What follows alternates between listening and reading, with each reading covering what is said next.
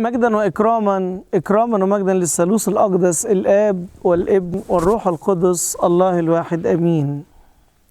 وصلنا أحبائي لأقدس يوم في السنة، وأقدس يوم بارك بيه ربنا يسوع المسيح البشرية، يوم الصلح بين السماء والأرض. الصالح الشعب بدم صليبه، بدم نفسه. المسيح إلهنا جاي علشان يخلص كل إنسان، وجاي علشان يدعو الكل للراحة وللأمان وللسرور الأبدي. فكان لازم يقابل أصعب نوعيات البشر. ربنا يسوع النهاردة هيتقابل مع 3 من اللصوص. للأسف كلنا ما نعرفش إلا اللص اليمين والشمال، لكن اللص الثالث ده لص مشهور الكل يعرف اسمه، وهو باراباس. باراباس اللص الذي أطلق في الصباح. يسوع صلب بين لصان، والثالث أطلق في الصباح. يسوع كان في وسط لصوص 3. المسيح إلهنا عايز يخلص كل إنسان، وعايز الصليب بتاعه يكون مصدر فرح لكل البشرية. فكانوا هؤلاء اللصوص 3 بمثابة الفتية اللي نزل المسيح معاهم في وسط الأتون. الفتية 3 نزل معاهم علشان يحفظهم، لأنهم سبقوه ونزلوا من أجله. لكن هؤلاء نزل معاهم عشان ينقذهم مما هو أصعب من نار العالم، عشان ينقذهم من الشيطان ومن الخطية اللي اتسلطت على قلوبهم. استجاب اللص اليمين. تعالوا بسرعة نشوف ايه اللي حصل في قصة باراباس. ال3 لصوص دول بيمثلوا كل خطايا البشر. هي ايه خطية الإنسان غير انه يسرق؟ الإنسان دايما يحب يسرق الحاجة اللي مش بتاعته. أول حاجة سرقها الإنسان سرق مجد الله وأخده لنفسه. سرق الثمرة من الشجرة وشعر بالعري. الإنسان يا إما يسرق بعقله وعقله يرتفع ويشعر بالغرور والعظمة، يا إما يسرق بقلبه حد مش ليه، شهوة مش بتاعته، يا إما يسرق بإيده. يسرق الإنسان ب3 طرق: عقله، إن عقله يرتفع ويشعر بالعظمة، أو يسرق بقلبه عاطفة تجاه حد مش من حقه، أو يسرق بإيده حاجة مش بتاعته. يا أحبائي، البشرية كلها وقعت في خطية الكذب، وقالها صريحة داود النبي: كل البشر كذابون. نقول له يا داود النبي، ده انت كده حكمت على نفسك. قال ايوه، كل البشر.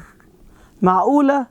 قال كل البشر كذابون، لأنهم عارفين ان الدنيا دي سراب وهيتركوها، وهم متمسكين في هذا العالم بإيديهم واسنانهم. مش بيعمل الإنسان للأبدية اللي واثق انه هيروح ليها، لكن بيعمل للعالم اللي هيدفن فيه. عشان كده داود قال: كل الناس كذابون. فاللصوص دول جه ربنا يسوع المسيح وسطهم، مش عشان يتوبهم، لكن علشان يقبلهم. الحكاية مش حكاية بريء ومذنب زي ما قالوا له كده، خلص آخرين أما نفسه فلم يقدر أن يخلصها. وقالوا له كده تحدوه: إن كنت ابن الله فانزل عن الصليب.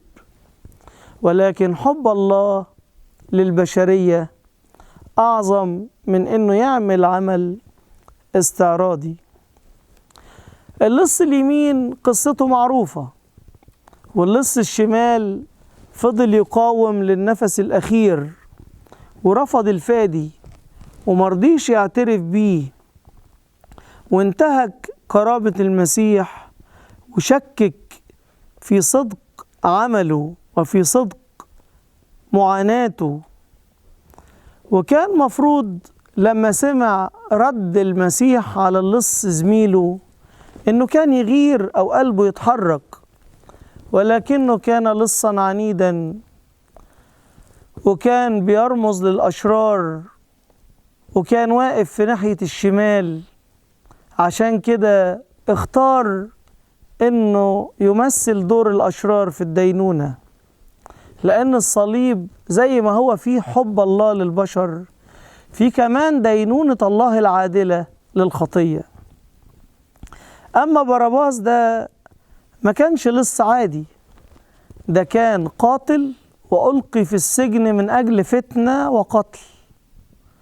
كان قاتل وكان اسمه مرعب جدا، والناس كانت تعبانة جدا من وجود باراباس، لأنه القصة اللي قالها ربنا يسوع المسيح إنسان نازل من أورشليم إلى أريحة كانت بتقصد النوعية بتاعت باراباس، إنه يضربوا الناس وياخدوا الحاجات اللي معاهم ويجرحوهم ويسيبوا بين حي وميت. هو ده شغله.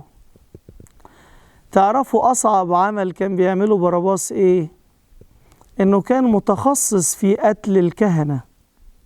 أيوة، الكهنة يرجعوا من الهيكل معاهم الذبايح ومعاهم التقدمات ومعاهم البركة اللي هياخدوها ليهم، فهو ينتظرهم عشان يقتلهم وياخد اللبس بتاعهم وياخد الحاجات اللي معاهم كلها.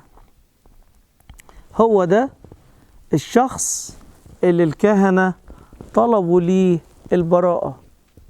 في الحقيقة الكهنة كانوا عادلين في طلب البراءة بالنسبة لباراباس، أو بلغة أخرى كانوا بيقوموا بالشغل بتاعهم. الكاهن شغلته إنه يقف جنب الضعيف وجنب الإنسان الوحش، شغلته إنه يشفع في الإنسان اللي مفيش قدامه أي رجاء. عمل الخدام إنهم يسندوا الضعفاء، يتأنوا على كل أحد. عشان كده وقف بيلاطس البنطي وتأكد إن المسيح بريء، ومسك آخر ورقة آخر كارت وقال لهم: إيه رأيكم؟ أنا متعود أطلق أسير في كل عيد، هطلق ليكم باراباس أم يسوع؟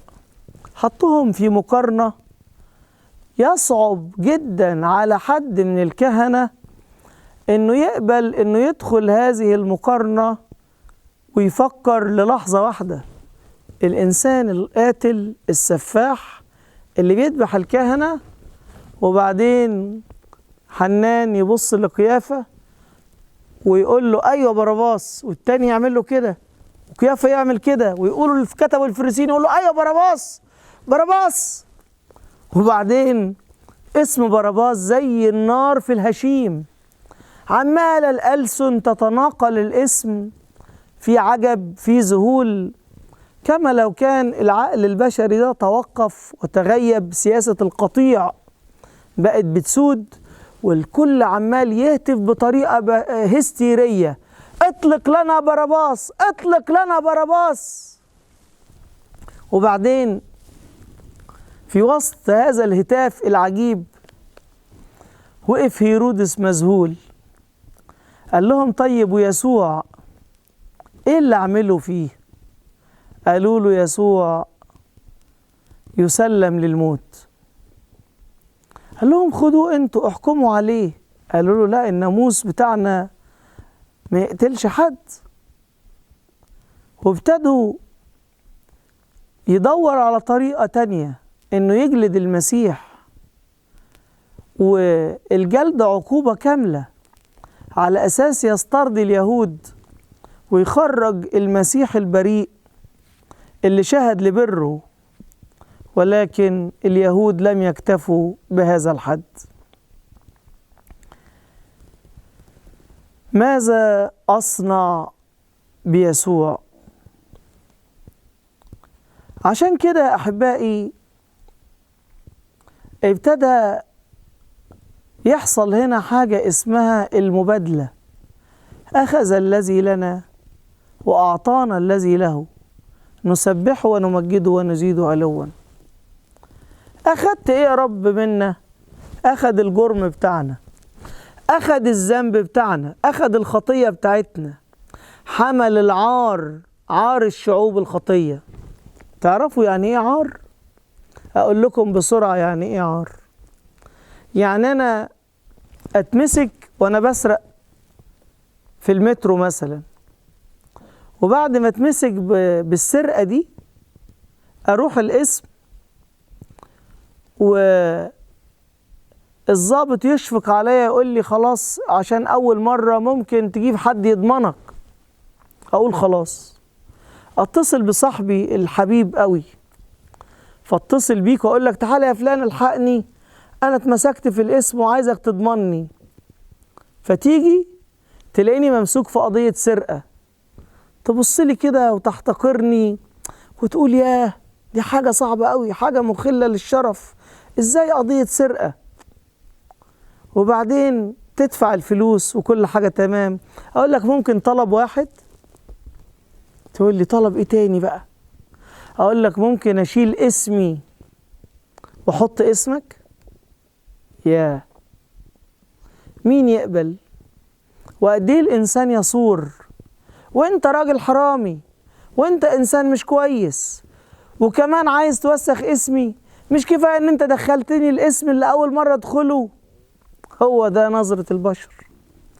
هو اللي انا بحكي لكم عنه ده اسمه عار الخطية.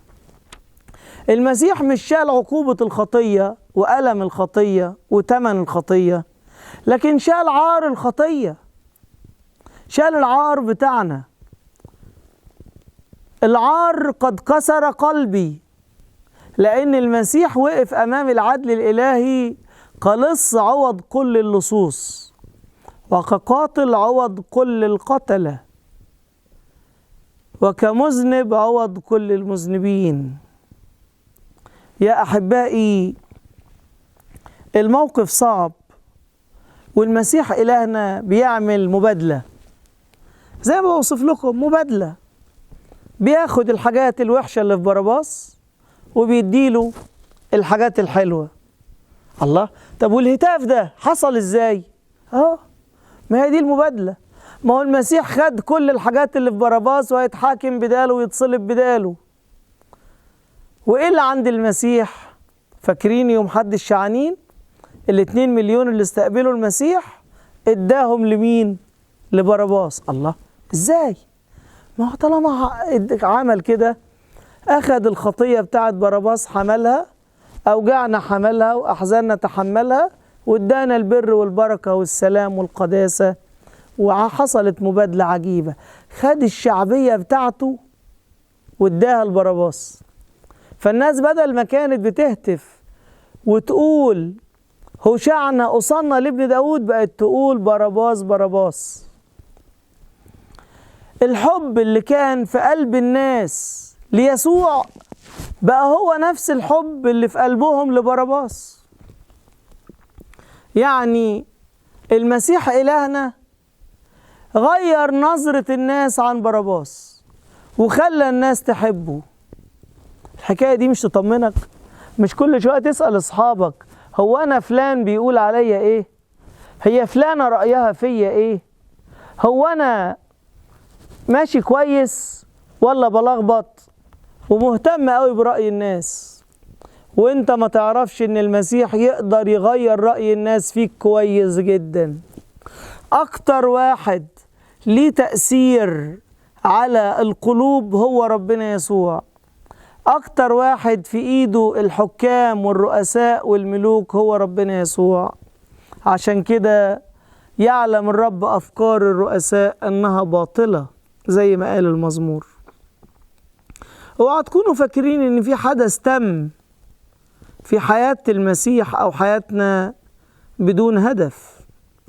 كل حدث وكل موقف بيدفعنا فيه المسيح بيبقى قاصد منه هدف معين، وعايز يوصل بينا رسالة او لينا رسالة. ايه الرسالة اللي وصلت لحياتك من خلال باراباس؟ المسيح خد مكانه، المسيح عمل معاه مبادلة، خد الحاجات الوحشة اللي عنده وتحاسب عليها، وخد العار بتاعه وتحاسب عليه، وخد الحاجات الحلوة اللي فيه واداهاله. في حد يعمل كده؟ في حد يقدم كل حبه كل عطائه وحنانه؟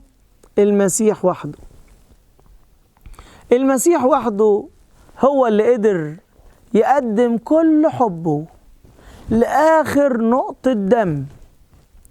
بيحب الإنسان حب عجيب جدا، يقول لنا كده: محبة أبدية أحببتك، من أجل ذلك أدمت لك الرحمة، من أجل ذلك أدمت لك الرحمة.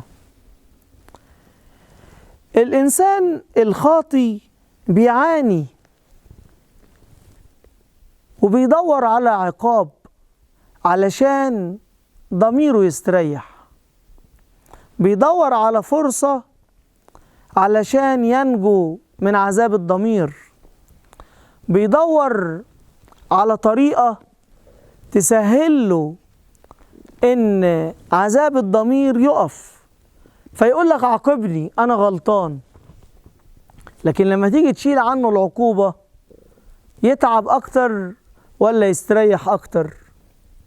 صدقوني كتير من الناس يجي يقول لك: يا أبونا عاقبني، اديني أي عقاب، قول لي أي حاجة أنا أعملها. أقول له: حبيبي، إحنا القوانين الروحية ليست عقوبات، ولكنها نعم تتمتع بيها وتقدمها علشان تنمو روحيا. لكن لو خدتها بصورة العقاب، هقول لك كده مع بولس الرسول: وإن أطعمت كل أموالي وإن أسلمت جسدي حتى احترق فلا أنتفع شيئا، فلا أنتفع شيئا. فالمسيح غير نظرة الناس عن باراباس. بالطريقة دي قطع ربنا يسوع المسيح خط الرجعة تماما على باراباس من انه يرجع تاني للخطية والشر. هو الانسان الشرير ده شرير ليه؟ لان خلاص الناس كلها عرفت انه وحش. طيب وحش وحش، زي الطفل الصغير عمال نشكي للناس، فبعد ما كان بيقعد هادي ومؤدب قدام الناس ابتدى يتشقى اكتر. يقول: خلاص ما الناس عرفوا ان انا شقي. بلاش تشكوا ولادكم للناس، اشكوا ولادكم للمسيح، صلوا معاهم، خلي عندكم ثقة ان الصلاة تغيرهم. ان كانت الصلاة غيرت اللص اليمين ودعوة المسيح ليه، فمش هتغير اولاد المسيح. ابتدت الاوامر توصل، وابتدى باراباس في سجنه عمال يكسر في السجن وفي القضبان، قال لهم: في ايه؟ ردوا عليا، الناس بتهتف باسمي ليه؟ هيشنقوني، هيصلبوني، هيحرقوني، هيحطوني في زيت مغلي، هيرجموني. مش قادر ينتظر، وسامع اسمه عمال يرن من الصبح، وفاكر ان الناس عاملين مظاهرة ضده. ابتدوا القواد يتحركوا وابتدت الأوامر تيجي، لكن محدش قادر يوصل لباراباس يديله خبر البراءة. خبر البراءة مين يقدر يبلغه الباراباس؟ ده ممكن باراباس يقتله. فتقدم قائد قوي كده، وأخد معاه فرقة عسكرية، وابتدى يتقدم بخطوات بطيئة نحو السجن الموجود فيه باراباس، وفتح قدامه الأبواب وقال له اتفضل، أنت بريء، أنت حر يا باراباس، تم تحريرك وأنت خدت البراءة والعفو. قال له مش مصدق، ابتدى يجري في السجن وشايف طب الناس مستنيني بره، هم عايزين يقتلوني بإيديهم، يقطعوني يصرخوا فيه ويقولوا له، مش قادر يصدق. يقول لهم ايه اللي حصل؟ يقولوا له اسمك جه مع واحد اسمه يسوع فطلعت انت بريء جنبه. قال ياه، في حد اشر مني؟ هو انا لما اسمي يتحط جنب حد اطلع انا افضل؟ ده كلنا في الموازين الى فوق. مين ده الانسان الصعب؟ طلع بره السجن والحراس عمالين يزقوا فيه عايزين يخلصوا منه، ما مصدقين ان واحد زي ده يمشي. لا، الناس عماله تهتف باراباس باراباس. دخل على واحد، ايه يا عمي مين باراباس ده؟ قال له باراباس ده انسان كويس، باراباس ده راجل عظيم جدا، باراباس ده حبيبنا. سابه وراح لواحد تاني قال له نفس الكلام، والتالت والرابع، وكل ما يسأل ويتنطق اسم باراباس الناس تصرخ وتقول باراباس باراباس. أخذ الذي لنا وأعطانا الذي له. اداله المسيح الشعبية بتاعته، واداله المسيح النعمة اللي كانت فيه في عيون الناس، وأخذ المسيح الصفات بتاع باراباس عشان يتحاسب عليها، ولكنه لم يلتصق به شر أو دنس. خرج باراباس يفرق في عينيه، مش مصدق، هو بيحلم؟ المنظر ده والناس دي، ده الناس كانت بتشكي منه وأيام كتيرة، ولما اتمسك واحد زي ده الناس فرحت. ازاي الناس هي بنفسها اللي بتطلبه وبتكرمه وبتحبه؟ هو ده عمل المسيح. لما المسيح يعطي بسخاء، يعطي مجد من مجده، يعطي من حبه. يقول الأعمال التي تعملونها وأعظم منها. باراباس وقف مذهول، يقول مين ده الراجل اللي أصعب مني؟ وراح يبص كده، لازم يشوف مين الشخص اللي خد مكانه، مين اللي كان السبب في ان اسمه يظهر. ما في مسجونين كتير، لكن آخر واحد كان يخطر على باله انه يخرج هو باراباس. وابتدى يوصل كده للصليب، وعرف ان القضية بتاعته بقت كسبانة لما المسيح دخل قضيته. لما اسم المسيح دخل قضيته، باراباس بقى حر، وباراباس بقى إنسان يصلح إنه يقبل التغيير، وإنه تتفتح قدامه فرصة جديدة. المجتمع عمره ما هيفتح فرصة جديدة قدام مجرم. المجتمع أحيانا أقول إنه بيزود المجرمين بسبب القهر والظلم والمعاملة غير الإنسانية. يدخل الإنسان السجن إنسان عادي، يخرج من السجن مجرم، ويمكن داخل بريء، ويخرج عارف كل الطرق بتاعة السرقة والنصب والاحتيال وتخطي القوانين وغيره وغيره. المجتمع والناس ما عندهمش صبر، لكن المسيح كله صبر وكله حب وكله حنان. لما دخل المسيح قضية حياتنا اتغيرت القضية، وخدنا بدل حكم الإعدام حكم البراءة، وخدنا بدل حكم الموت الخلاص، وخدنا بدل العار الأبدي أخدنا غفران بلا حدود، وأخدنا نعمة مجانية، وأخدنا خلاص هذا مقداره. كيف ننجو نحن إن أهملنا خلاصا هذا مقداره؟